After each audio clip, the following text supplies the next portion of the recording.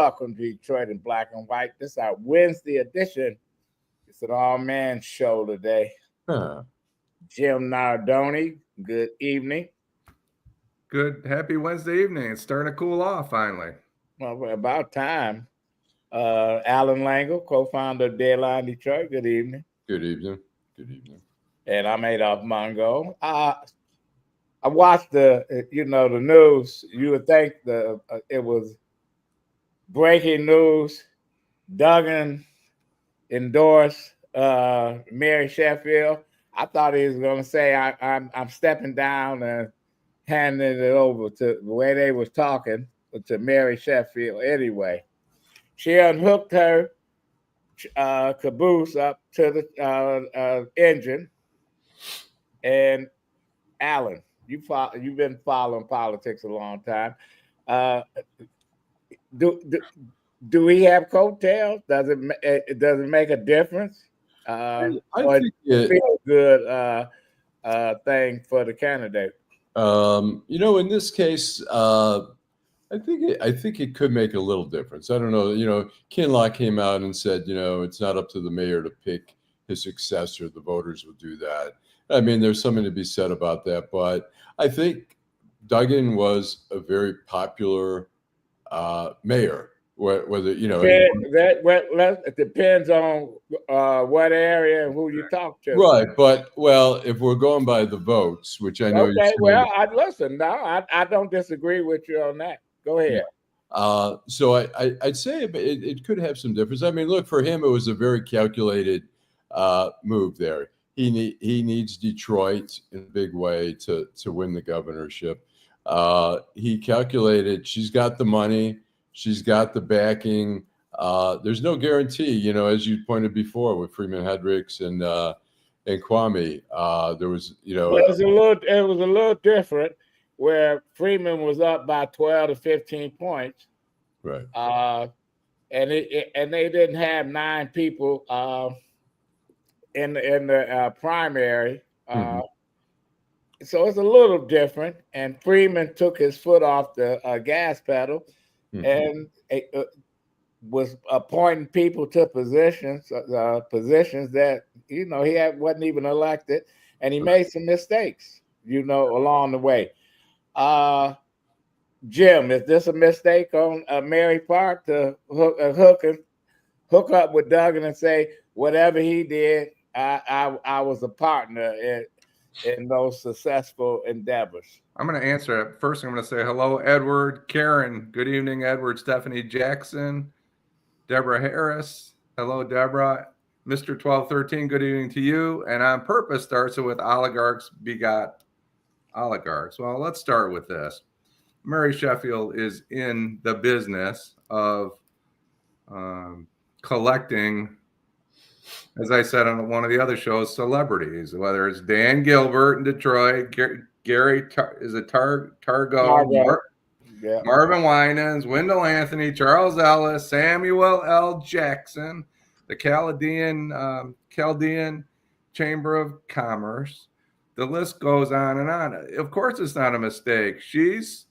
Guess what? The limousine liberals, as the conservatives like to say, are going to be back in charge, and that's where we're headed to. I'm not saying it's a bad thing or a good thing.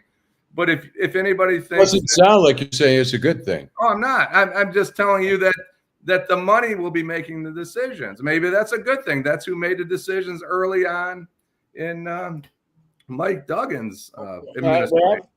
I'm not saying it's a bad thing. Well, I think that's politics. I have never seen a mayor, and I work for the most powerful mayor, I think, in the history of the city in the last 50 years. Let's say 50 years. Coleman Young, he didn't have coattails. I can count on my fingers how many people that he endorsed got elected to office, I can name a whole list of folks that fell by the wayside with his name on their endorsement. Yeah. I mean, I expect she'll be elected, and I've said that before. I'll say that as many times as y'all want me to say it. I don't think it's personally, I don't really think it's much of a contest. She's going to be the next mayor of Detroit. Okay. It doesn't matter what I want or what you want or what anybody wants. Well, you might be right, But I think whoever get elected, and I don't think it's a done deal, Jim. They jumping down a rabbit hole because Duggan done left the city bare. But He, this go is ahead, Allan. I'm sorry. no. Go ahead. I was just saying, you guys can correct me if I'm wrong, but when Coleman Young finally left after 20 years, I think there were people, and you can correct me if I'm wrong, I think there were people who told Coleman Young, time for you to go. You've been in, people confidants of his. I don't think anyone was encouraging him to run to You'd be surprised, Allan. And well, like I know some did, but I think some people were saying 20 years, man. A whole lot of people did. He only ran. He shouldn't have ran the last time. The man was sick. The man was sick. I left, and he shouldn't have ran. And he ran because he had all these mouths to feed. And you got all these bottom feeders, and they want to stay as long as they can. Now Duggan is a different ball game. He's looking at going to be governor, so he got his crew of locusts. They go from crop to crop and eat up all the crops, and then they leave. So he got his eye on the prize. The prize is in Lansing. But you had people like Dennis Archer, who ran one of his campaigns, say that's it. Then Core America Bank, who was a big donor, said that's it. That's all he needed because he really didn't want to run. He didn't want to run. There's no question. I think, and correct me again if I'm wrong, as my perception from talking to some people, is that I don't think people, there's a lot of people out there who would have liked to see Duggan run another term. And so I think with that, he carries a little influence, but I could be totally wrong. The endorsements are a tricky thing. It's hard. I mean, all the endorsements that Mary's gotten, like Samuel Jackson, nobody. It's money. I love Samuel Jackson as an actor. He's one of my favorite actors, but nobody cares if he's endorsed. But who you should care about is the management companies, that people that real estate people that's donating to a campaign, because they look at that land bank and they look at a whole lot of other stuff and they got somebody, they got a daddy, he's Monty Hall, let's make a deal, so yeah, I'm not surprised. She's a celebrity politician, not a leader. She's got Judge Mathis. She's got a lot of things, but I don't know that those are really. I just don't see those making a big impact. But people vote on that. We elected Charles Pugh because you saw him on TV. Jesse Ventura got elected governor because they liked how he wrestled. But that's different. He got elected governor. Bubba from the Heat of the Night was a 3-term mayor in California. Clint Eastwood was a mayor. That's different. It counts. Celebrity status counts. Well, look, it's different from an endorsement. If Samuel Jackson were running for mayor, he'd get some votes. I vote for him. See? I mean, because you're a limousine liberal status, but we see, whatchamacallit, who ran for Senate. Remember when Stevie Wonder came to Detroit and said he was thinking about running for mayor? And people say, "Oh shit!" Or with Feiger after he lost the race for governor against England, seriously thought about moving into the city, and said he was going to run for mayor. He got a big pushback. Yeah. And then Duggan came. He got a pushback, but Duggan was persistent. Feiger was talking shit. And so here we are. Why doesn't it help Mary Sheffield? Why wouldn't Duggan's endorsement? Unless he gonna give us some money, I don't see him giving her any money because he need every penny, every dollar to go out state to his brand. His brand is only in southeastern Michigan where they said Duggan, they know who he is. They don't know who he is in Covert. and Gobles and Douglas and South Haven, Saugatuck. I could name them all. Cass. Our friends, Mr. Duckin and our good friend Eric Brown says that the Duggan endorsement was baked in. I mean, probably, but I don't think it hurts her. I don't think it hurts her in Detroit. Listen, if the right Reverend, Pastor Kinlock, come up with $1 million and harp on all the fucked up things that Duggan got himself into, he might make a race of this. So, well, I want to bring up Hill Harper, who was a celebrity, who, as we talked about this before, that he didn't use his celebrityness enough to try to really get out there, and look at who he surrounded himself with, folks that you saw it, Jim. He had when he came to McShane's, we had him on one time. He was a superstar. It was packed. Yeah. Those women came over there. They was all on him and shit. He never showed back up to McShane's or Corktown. I said, man, this is a breeding ground for support. Right. People like, he's articulate, smart. It's like shit. Everything Harvard you want in a senator. But hey, he couldn't get out the gate. Yeah, I mean, look, Eric points out. I mean, look, he would. Alyssa Slotkin was the anointed. Well, she started 30 yards ahead. So right. And she started her campaign early, and he didn't run a great campaign. Regardless, he just didn't run a effective campaign. On top of that, Alyssa Slotkin was handpicked, just as Mary Sheffield was handpicked. We're pretty naive if we think the decisions aren't made somewhere else. That's why people don't vote in Detroit. They know the decision isn't made by them; it's made by somebody else. It's made by people like Wendell Anthony and Charles Ellis instead of the voter that lives in the neighborhood. We need to give the power back to those people. I sat on the endorsement committee a long time ago in the old 13th district, and I quit because every time a candidate endorsement, we had to wait to see who the mayor gonna send a list of names, and all we did was raise our hand in favor. I said, why am I here? Why am I sitting here wasting my fucking time? I thought we supposed to make the endorsement. It was just a fraud.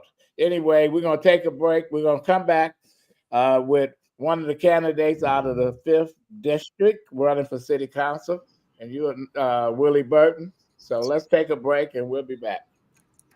Homeownership opportunities are rising in the city of Detroit, and there's a house out there that's right for you and your family. You don't even have to worry about credit or getting a loan. You can win a house for as little as $1,000 and pay for the renovation cost as you go. It all starts at buildingdetroit.org and the Detroit Land Bank Authority. Our auction and Own It Now programs offer a variety of houses in neighborhoods all over the city of Detroit. These homes are in desperate need of repair and new ownership. You can begin by going to our interactive map and detailed property listings to find the right fit for you. It won't be easy, and renovation costs are not cheap, but our compliance team is there every step of the way.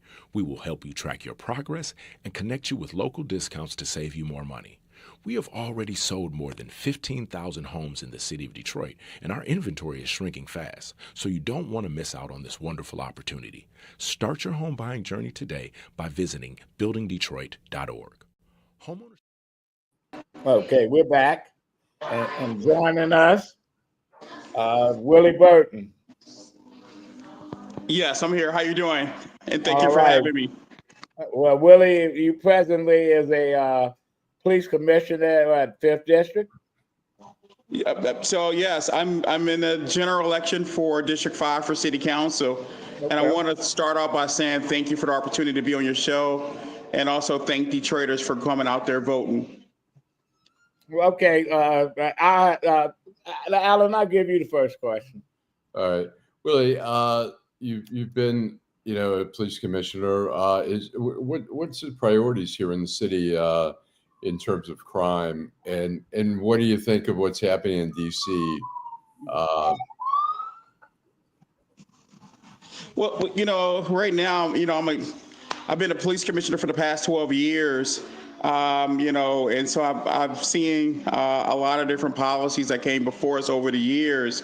Right now, I'm a candidate running for city council, and we have issues that's going to be coming before us, like the housing crisis here in the city of Detroit. 33.8% of Detroiters wake up every day in poverty.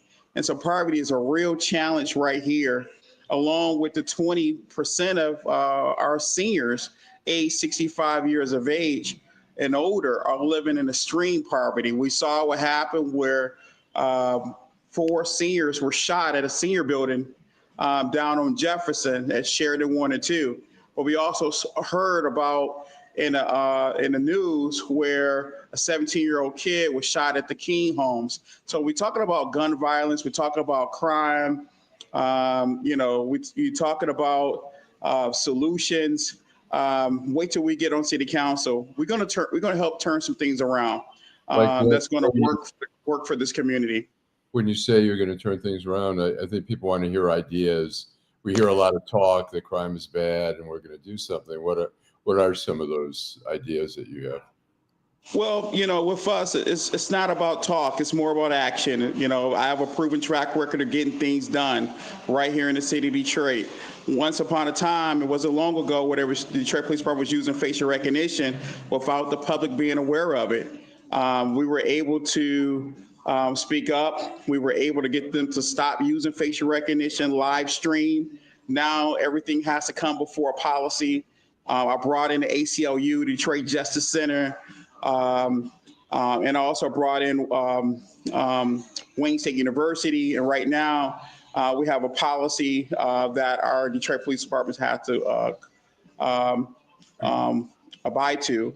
But what I'm looking at is having social workers going out on mental health runs, social workers going out on those domestic violence calls. That's something that we really need to have here in the city of Detroit. We can start it off as a pilot. It doesn't matter. We need to hire social workers right here in America's blackest poorest city like Detroit. Where are you going to get the money at, Willie? Hey, you know what? I don't want to give too much out too soon, too fast. So, but I'm definitely open to having a conversation later. Yes. But these are questions people ask. Jim, you absolutely. law enforcement guy. I have a couple questions. The first, I want to touch on some of our comments. People are reacting positively to Mr. Burton. Backing up a minute, Mr. Duckett said Slockin froze out Hill Harper. I think he's talking about Eric said he ran a terrible campaign. Could it be that Kinlock was selected by the chef to be Sheffield's opponent? MR 1213. Sorry, we're going to cover this Mike Duggan stuff. A lot of people are happy with Mike Duggan. Here we are. DPD vehicles escorting buses on the Ford Freeway. What do you think about that, Mr. Burton? Jill Sheridan, Dorian Denard, again, Joe Cool. My question is this, if I may, and you can think about this for just a second. I enjoyed reading your website. What I really enjoyed, you said return power to the people, and we were just talking about that before you came on. So my question to you, if Mary Sheffield is elected to be the mayor of the city of Detroit, and you talk about making billionaires or holding them accountable, aren't they the people that will be running the city of Detroit if Mary Sheffield's elected? Hard to put you on the spot, but when we get on council, we're looking to work with whoever the mayor happens to be. But more importantly, the people has the power, the voters, those that goes out, bring their families to the polls, to the polls on election day. So, Detroiters, Detroit voters has been voting for years. You have the power. You have the power to vote whoever you want to vote in public office. And so when we get there come January, we're going to be willing to roll up our sleeves and work with whoever's there. But more importantly, we will be looking out under my administration for, as far as in D5, I will be looking out. You going to miss any meetings, Willie? You gonna that blow? live You in gonna the city blow of off? Detroit that wake up in poverty. Pardon me? You gonna blow off out? You gonna blow off a lot of these economic development meetings and stuff that some of the city council people say, well, it's not that important. You know, people look at all this, and Sure. and knowing you, I've seen you all over the city talking to folks and stuff. You know, some people don't agree with your politics, and some people they like you. You know, what's and we about to wrap this up. What is your message to the voters of your district, and how you gonna get a bigger turnout than what it was on primary day? Well, when it comes to the super rich, the super millionaires, they've been getting tax abatements in the census for far too long. And then you look at our neighborhoods and say, what about us? And so, definitely going to take a closer look at that when we get there. There are some things I'm looking at right now that, that stands out, and I'm not too impressed, but what we do need to do, we need to rebuild our neighborhoods, rebuild our streets, make sure our communities are clean and safe. We got to clean out these alleys, number one. Number two, we got to reduce and lower the property taxes for owners occupied homes, because especially age 65 and older, many of them are on fixed incomes, but and you look at their property taxes. We don't want to displace any of our residents, or especially our seniors, as far as watching them leave the city and go for cities like Warren or Roseville or East Point. So that's something we're going to continue to fight. In that regards as well. And then there's another component. When I look at the water rates, the drainage fees, we got to take a closer look at that. About 5 years ago, people were paying $40 every quarter when it comes to their water bill. Now, Detroiters are paying anywhere around $100 to $120 every single month. For this water and drainage. So we got to talk about these drainage fees. And so we're starting to see in certain areas in District 5 where people are deciding to downsize or to relocate. But then we also see in other areas of the district where people are actually moving into the city. So these are definitely some conversations we're definitely going to have, especially our first 100 days in office. We have to do a better job. But right now, my message is very clear, when it comes to, pumping the brakes on a lot of these, How do we get in touch with your campaign? Sure. You can get in touch with us at willieburton.com. Well, we're gonna have to have you on again, Willie. Can we ask just one question that Mr. Burton's? Again, Sure. I apologize if I got ahead of you there. It wasn't probably your answer, but a couple of our viewers are asking what you'll do differently than the current council person. Can you give us just a couple quick examples? Would you mind? Absolutely. I would do a lot of things differently. Number one, I've definitely listened to what's on the minds and hearts of Detroiters. Once again, 33.8% of Detroiters wake up every day in poverty. When they gas up their cars to go down to City Hall, they got to pay for parking. Then when they go inside, they only get a minute to talk for public comments. So What's the second thing? What's the second thing, Willie? So we have to do a better job of listening to our constituents and represent them. And the second thing we really need to do, we really need to have opening up, these district offices where we can actually invite the community to come in, where they don't have to worry about paying for parking and things of that nature, and educate our community on a lot of this, development projects that's going on in the city, but also talk about some of the things about the land bank. The land bank is another issue. We can talk. I'm sorry to cut you off, Willie. I'm sorry. I'm having a hard time hearing. You're gonna have to come back on and continue. And give us an update of your campaign. Thank you very much for coming on. Willie Burton, candidate for the 5th District. There, Sure. you see, you can get in contact with him. Willie, thank you for having me on. I salute you, gentlemen. Thank you so much. Thank you, Mr. Burton. Thank you. Thank Good you. luck in the campaign. Thank you. Well, you know, we had folks saying, what about the schools? You know, what about the gun violence and stuff? I'm still waiting for some kind of real game plan or solution. You know, I like Willie. Willie's out in the community, but we'll see. It's hard to be a council person for sure. Yeah, well, I don't think he can do no worse than what they got up there now.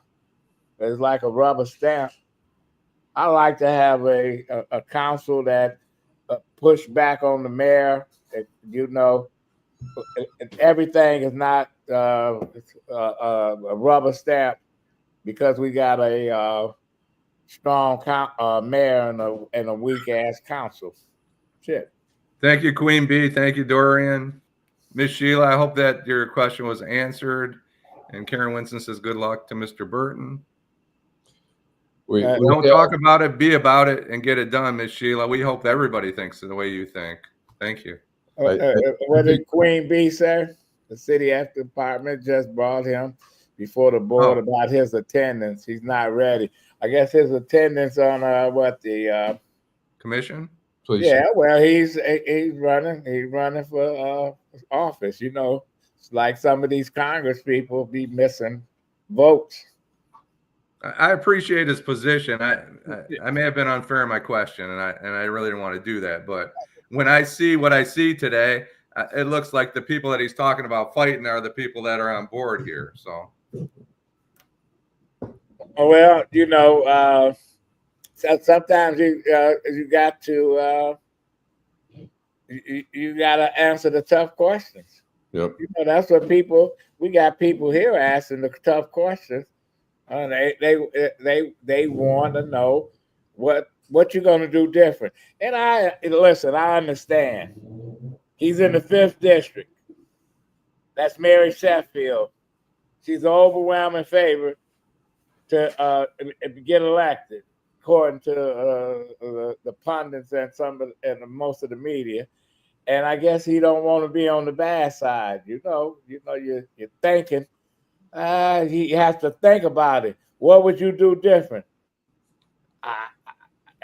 You want to say, here's my game plan, and I'm going to do all the shit that she ignored.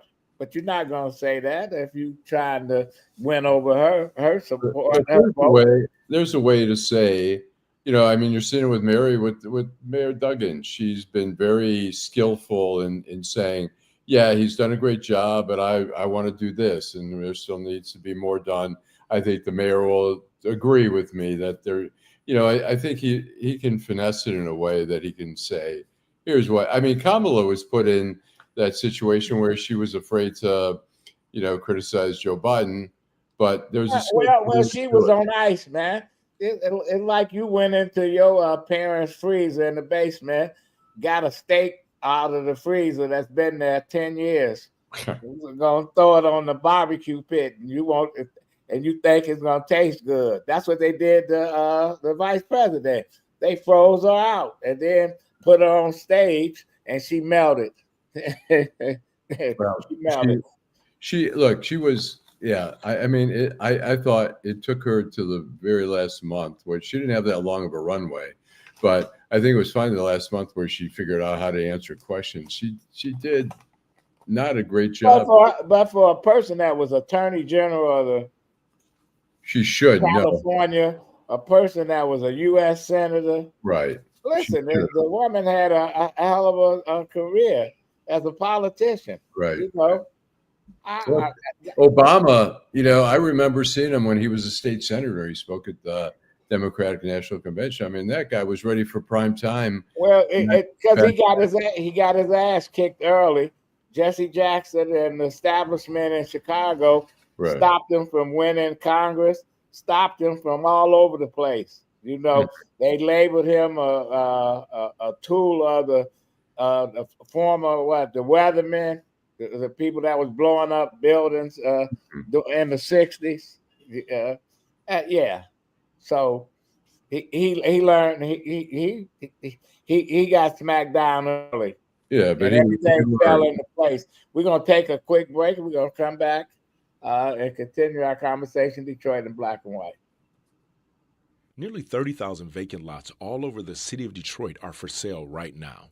That's right, nearly 30,000 vacant lots are available now, starting at just $100. The lot next to your house or the lot down the street. Make it yours today in just a few simple clicks. Find out if it is available by visiting buildingdetroit.org. At the Detroit Land Bank Authority, side lots are just $100 and neighborhood lots sell for $250. You can apply and pay online today by visiting buildingdetroit.org.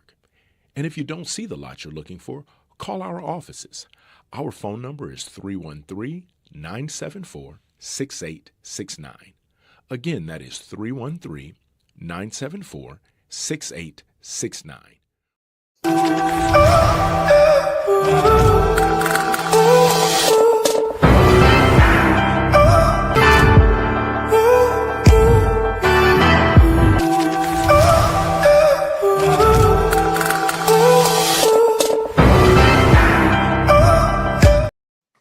Yeah, welcome back, Jim. Do you want to? We got our next guest, Miss Keisha Brooks. How you doing? I am well. I am in a restroom at Hopcat, but I'm very happy to be here. Well, you're not getting a lot of light. Well. Yeah, I'm sorry. I'm trying to see if I can get a little bit more light. I don't know if you want to see me. I'm sorry, I can't get more light. Well, we're just a radio show, right, Adolph? Masquerading as a we came from the radio. Okay, I'm gonna give you the floor. You're talking about Mack Alive. It's still going strong, huh? Mack Alive is still going strong, 35 years. We are celebrating 15 years of Praise in the Park as well. And that's Friday. That's the introduction into the parade and rally. And this year's Praise in the Park is going to be at Mack Alive. And it starts at 3 with the meet and greet. And then performances starts at 5. Yes, thank you for putting that up. And then we go Saturday into our huge event, Mack Alive 35 Parade and Rally has 4 floats from the parade company. We have the Corvettes, we have the Slingshots, we have Cass and King battling at the bands. We have just great community coming out, people that have, known and loved and enjoyed. I find it so amazing how I find people that are, my age and talk about how they were part of Buddies in Business when they were like in their high school years, or you have people that used to volunteer and they do food drives as well as just so many different things from AA to help support those that have addictions and support those people that are their family members through Nardone. So there's so much that we do. And then once we get down to the rally site, we'll have bouncy houses and vendors and a clothes drive and food from Forgotten Harvest that we give away, as well as sell hot dogs and chips and stuff for the kids. We have stylists on deck. We have a huge entertainment. So Coco is going to be hosting this year. We're looking forward to that. And we're going to have DJ DDT as our DJ. So we're just looking forward to having an amazing weekend. And I just hope everybody comes out. Keisha, can you explain to some of the people who aren't familiar with Mack Alive, give a little bit of just a background on the organization? So Mack Alive was started by Miss Alberta Tinsley Tlabe. she saw a need in that area, especially on the Mack corridor, so to speak, especially that Bewick and Mack area, where it was just neglect, no other word to say it. And so, and even today, it's not much over there. We have some churches, we have MACC, we have the Commons, we have Mack Alive, but there's not much over there. And so Alberta saw that there was a need in that needed to be met, and there was a home on Fisher. I want to say that it's like that block or that neighborhood is their family neighborhood. And so this house was going to be demolished. And she said, no, we're going to turn this into a community center for everyone. And so that's exactly what she did. And so the space that is now Mack Alive, which is 3746 Fisher Avenue, is now a beautiful facility where, again, they have Senior Health Matters on Thursdays. They have these support programs. They give away food. And so that's what Mack Alive, it has served as a space of safety for many people. Jim, can you read some of the comments? Absolutely. Parents are the first teachers, but when they lack, the board's supposed to be professionals to teach worth. Parents' partnership is everything in real life. Thank you. Miss Suzuki says she hopes it's nice enough to ride to the event. I remember denounce the 40-ounce campaign. On purpose, as these seasonal big events do little to protect the communities on a regular basis. I think he's talking about public safety. Dorian Denard said, Mack Alive. I love it. I love it. Sad Oh my God. Well, how do people get in touch with you or touch with Mack Alive if they want to participate? Yeah, so if you want to participate on Friday for Praise in the Park to start to get the Spirit of God that will unction us into Saturday, that's at Mack Alive, 3746 Fisher Avenue. And if you want to come to the parade, you be there between 10 a.m. and 4 p.m.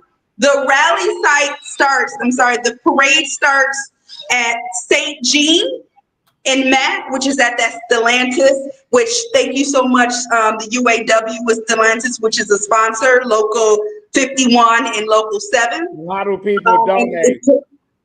I'm sorry, how do you donate? How do people donate? One of our viewers want to know how people donate, Queen B. We would love for you to donate by going to the website, which is keepmackalive.org. Keepmackalive.org. Well, what else am I supposed to say? I can't. What was the question? We want you to say hi to Alberta Talabi. That's my girl. You know, she's been a fighter for a long time. She was the lone voices in the wilderness, because I called Mack a wilderness at one time, and nobody was listening.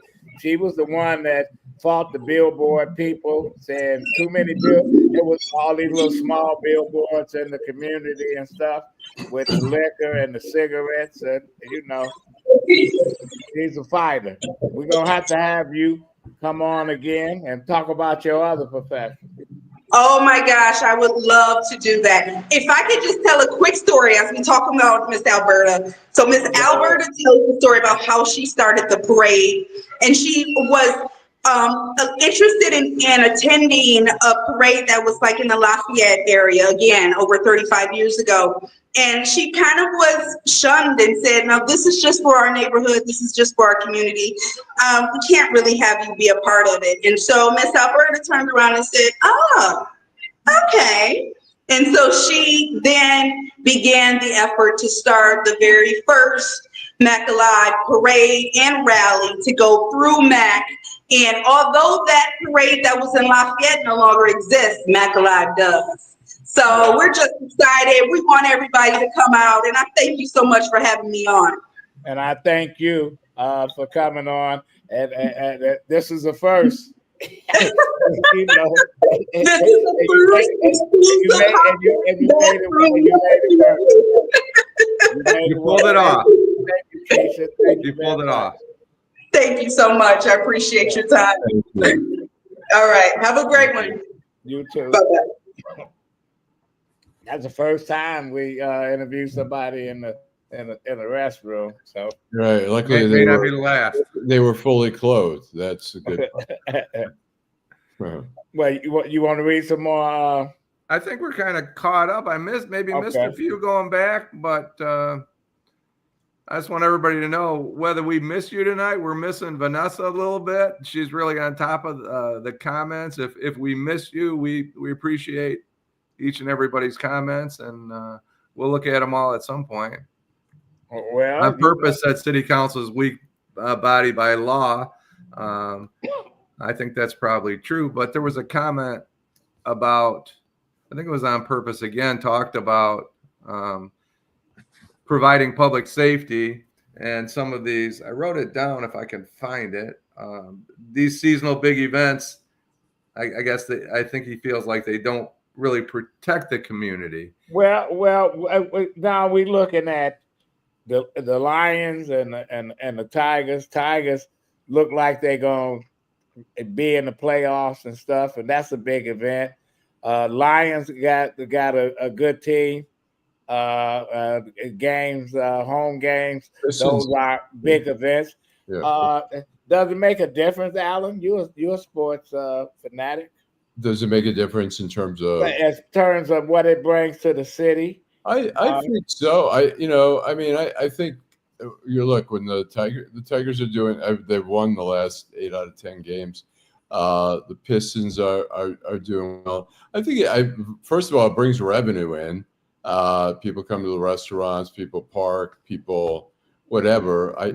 But our regular folks, where's that revenue going? Is it just staying downtown? That's a good question. Yeah, it's a good question. But I think, look, is that these games are getting so expensive. I mean, you can still get a Tiger ticket. At least last time I checked, you could get one for $19. But, a lot of people are paying 40, 50, 60, and even more. The Lions tickets, Jim has a better idea. Don't we need to take some of that revenue?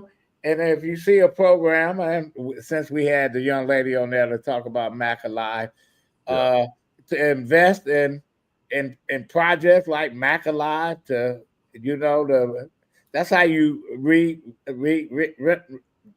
rebirth a neighborhood. Mm-hmm. Mack, that stretch of Mack has been neglected. Right. And I think it's positive, Adolph. There's a big running event in Detroit in October, the Free Press Marathon. I think it's still called the Free Press Marathon. There's football. There's baseball. There's the casinos. The city needs this revenue, but Mack Alive is in the neighborhood. It's a different agenda, right? And but Mack runs right downtown. And we need more community-based events. I'm not suggesting these things aren't important. I participated in the half marathon, the marathon, Lions games. We've all done that. Fox Theater, we've all done that. But those don't really affect the neighborhood like Mack Alive does, and I think that's important. Well, I think I think it's important to realize we can have it all. Sure, that's exactly the point. In the respect that we need revenues coming into the city. Well, we just have restaurants. People are going to restaurants and bars and Nemo's or whatever it is, or Harry's or whatever places there are. I mean, it's important that those places have business. I mean, concerts are happening you go to whatever State Theater. It's not called the State Theater anymore, but you go to the Fox, you go to. Well, we got developers, Allan, the guy that developed the City Club apartment, said he defaulted on his obligations because companies are not moving into Detroit, and we're not getting the people. Pepsi's leaving the city. There's another project right down by a city club that stalled. One of the old theaters, Michigan theaters, Right. because of cash flow. Well, But know, look, I mean, the story about the city club apartments and stuff like that. I mean, they were, it was in the making before the pandemic. I mean, now we have to figure out downtown in particular. You've got a lot of people who aren't working. They're working at home, and some of them don't live in the city and don't choose to live in the city. So we have the Hudson's building. They have apartments there. We have Gary Torgo's building. Who's gonna move into all these places, man? That's a good question. I mean, that's a dilemma throughout the United States now. The pandemic has really shifted and changed downtown. We don't see as many people. I mean, some companies are telling people they have to report to work now, but there's a lot of, as long as there's some companies that say, if you come work for me, you can work from home 3-4 days a week. People are going to be like, all right, I'm working here. Why should I drive in every day to work for you guys? Particularly, so why are we still hearing the rah-rah shit that, all we got these millions and whatever, we still building hotels and still building. I think the hotels are doing well. Yeah. Can we cover a couple of our viewers, Adolph, real quick? Go ahead, Jim. Muskegon says the city council should be privatized all neighborhoods to only Black club associations and corporate partnerships. Janet Overall, you better have money for parking when you're downtown. Parking is so expensive. And Derek Henry's talking about saw parking for, I don't know, maybe $500 an hour they were charging the guy down at the Lions game or something. Somebody got jacked really bad. Yeah. On purpose, Detroit's supposed comeback is a fraud. It's a smokescreen. CBD Apartments, Dorian Denard, the old Statler site. Karen Winston says we need an entertainment tax on all events in order to take the tax burden off homeowners. On purpose, daily, regular, consistent activities are the key. And I want to hit on purpose, and Dorian and Queen Bee were spot on with this. If the corporate supported the grassroots, the city would boom, Dorian Denard says, and I think he's correct. Queen Bee says Mack Avenue and community events bring people who don't know each other together, but I think if that's a negative, I don't know if that's a positive. I think it's a positive. Like lottery tickets were always supposed to save the schools. Cashmere Monroe, thank you for weighing in there, Cashmere. Who's gonna move into those two buildings that Gary Gilbert? All I see is one floor for General Motors. It went from the Renaissance Center to one floor at Dan Gilbert Hudson. General Motors had some kind of deal where they were getting tax breaks. They had to have a minimum of like 4,000 workers at the RenCen. Whitmer, because I guess they decided to stay at Poletown or whatever and develop cars there. Whitmer let them off on that. And now, who knows how many. I mean, they still want to have some presence in Detroit. But the reality is the General Motors headquarters is in Warren at the Tech Center. That's been in Warren a long time. That's where Mary Barra does interviews with the press. That's where all the designers are. It's I mean, they're the only presence of, we remember on West Grand Boulevard when GM was there, then they moved to the RenCen. Well, this reminds me of how they broke up the Roman Empire, West and the East. Rome was in the West, and it became an afterthought, and all the folks moved to the East. There we are, right there in Warren. So let's back up to Queen Bee. I'm sorry, Adolph. You go ahead. I was going to back up to Queen Bee for just a minute. I think maybe I misunderstood a little bit of what she was trying to say. These community events bring people together, and you get to know your neighbors, and that's a very positive outcome in all facets of the community, I think. We're going back to the 90s version of Detroit. Why do you think Duggan is bailing? We're screwed. Based in New York City, not Detroit, on purpose. Detroit is not the world headquarters of GM. It's never been. I mean, it is officially was the official. It was. It was at the time. It's no longer. I mean, if you go back to the GM building, it certainly was. Well, they created Core America Bank for it, was behind manufacturers. You know, the car companies ran the city. This was the car capital of the world. Now it's an afterthought. And Joe Cool thinks that the current administration is messing up the economy. I guess he's talking about the Trump administration and not the Mike Duggan administration. Well,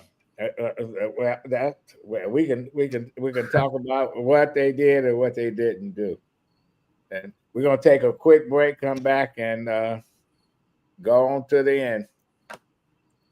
There was a time as a kid I lived in an abandoned house. My first sermon was to 26 people. Now we're 40,000 strong. I'm Solomon Kinlock. Direct action has been my life's work, delivering groceries to thousands of families in need. My plan, tackle poverty with training for jobs that pay $35 an hour, build 10,000 affordable homes, and make every neighborhood benefit from investment, not just downtown. I'm Solomon Kinlock. Lift every block.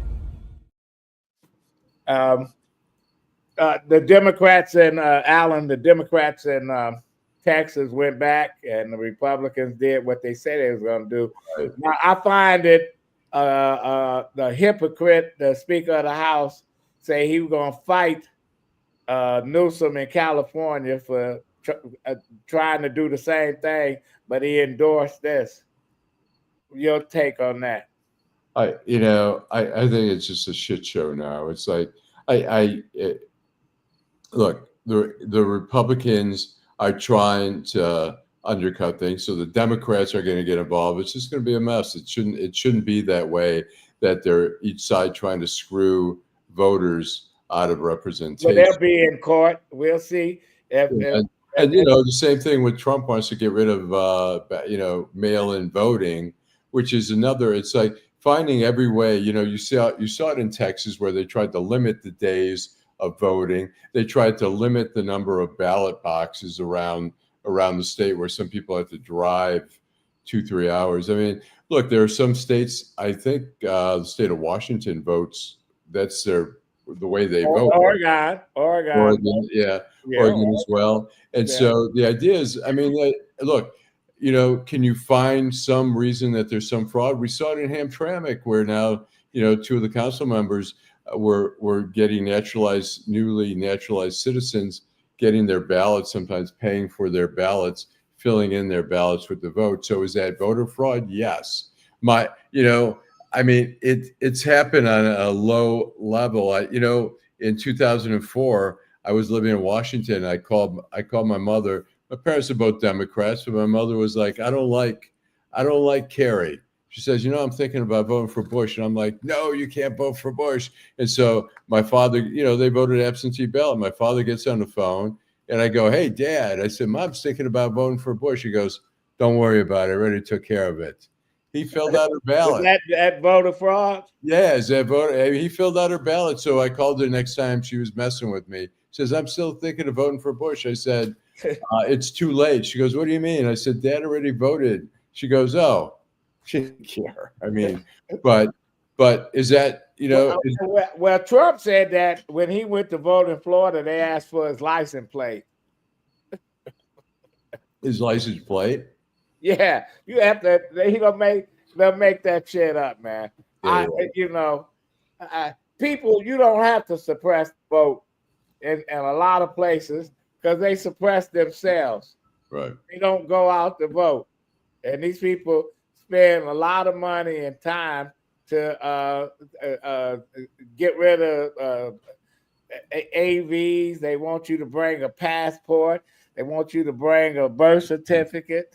Right. All this the other shit. Nobody's got Jim Crow laws poll taxes and stuff when they asked blacks to recite the Constitution word by word. You know, all that shit, man. They ain't changed. Who's got a birth certificate at home? I mean, I happen to have one because for ABC News, I was on retainer for a couple of years with them. They made me, I had to order a birth certificate. I mean, it took at least a week to get. I mean, they shouldn't be making, I mean, you don't want voter fraud. I think we can all agree, whoever your candidate is, you don't want voter fraud. But at the same time, you don't want to make it so impossible to vote. I'm gonna throw this out. I saw something online where they said, "Well, if Trump say he's gonna run for a third term, let's go get Obama." So, and all of a sudden, the MAGA people, he's not a citizen. The same shit started again. Jim, you get the if you want to read a few before we do the last word. I do. Deborah Harris says she has her birth certificate, as I do, Deborah. Jill Sheridan, our friend Jill. How do you control it happening, love? Plenty of women vote for whomever their husbands tell them to. Unfortunately, I'm certainly not in favor of that. My mother voted for who she wanted to vote for. Wouldn't tell you. Dorian said he wanted Santil to be the mayor because we need an administrator of city business to get us through the tough times Detroit has, the tough times we've had before. On purpose, as Detroit was high energy and exciting with Mayor Young around. On purpose, said it was a pandemic, I think, in response to Dorian Denard talking about the pandemic slowing the growth of Detroit. I think there's some truth to Dorian's position that the pandemic did slow down. It changed occupancy rates in the city, and that's a big hit. Joe Cool, we're in a fascist authoritarian regime. Edward says, thanks. Thank you, Edward, for being a part of the show. Miss Suzuki, Nicole Collier, she mentions. Duggan Baiting. My final word is this. You know, it can be Samuel L. Jackson. It can be our fancy preachers we have in Detroit, the wealthy business owners, Hollywood, whoever. Everybody in Detroit has a right to pick. The people from Southfield or Hollywood should not be picking the next mayor of Detroit. The people in Trenton should not be picking the next mayor of Detroit. Shouldn't be given a whole bunch of money to whomever to control the outcome of an election. And only the voters of Detroit can pick the person that they want to be the next mayor. And I hope Detroit comes out to do that. Okay. Allan. Well, I think it's been going on forever where people in the suburbs, particularly, I mean, a lot of the wealthy business people are donating to the campaigns for whatever reason. Some just care about Detroit, some have business interests, whatever. That's been happening forever. But I mean, ultimately, the people of Detroit vote, make that decision. The money, people say money doesn't elect votes, but I disagree. I think if you have, I mean, like Anthony Adams, I think he had one billboard right down the street from Woodward. It's not gonna, if you got billboards flooded everywhere, I think some people are they don't have such strong feelings about the candidates. So little things can influence them. A TV commercial where they say, I like that commercial. I like what he's saying. Or like what she's saying. Or you get a piece of a handout at the last minute at the polls. And you say, okay, I'm going to vote for that person. I remember driving through Grosse Pointe, and Coleman Young was running for re-election, and I saw signs in this yard in front of this big mansion. And come to find out, that was Ted Cazares, Greektown. Although nobody didn't fuck with him. He had Coleman Young yard signs all over the backyard, front yard. I know his neighbors was dying, but anyway, we'll be back on Friday, hopefully with a full crew. Thank you, Jim, Allan, Teresa, and all the folks that took time out tonight to ask the questions. Willie Burton, Keisha Brooks. That was a very interesting interview, and we got to find out about the anniversary of Mack Alive. Willie Burton running for City Council, 5th District. He sits as a police commissioner. Good luck, Willie. And we'll be back on Friday. I'm Adolph Mongo, Detroit in black and white.